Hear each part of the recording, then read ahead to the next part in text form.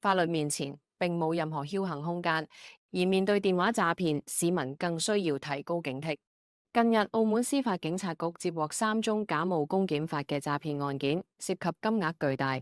事發於5月15號下晝，司警局接獲內地公安機關通報，指有本澳居民疑似遭遇電話詐騙，司警隨即介入並尋獲事主。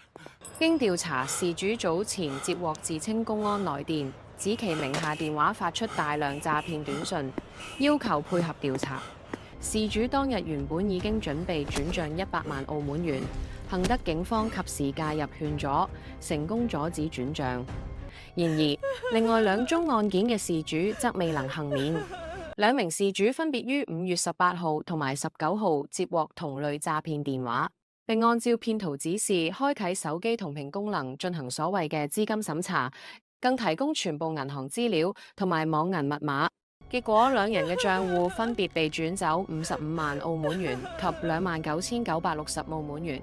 目前司法警察局調查科已對上述3宗案件展開深入調查，暫未有人被捕。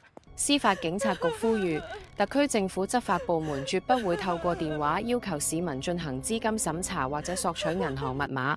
針對此類案件，有人認為市民自身防騙意識不足，應負主責。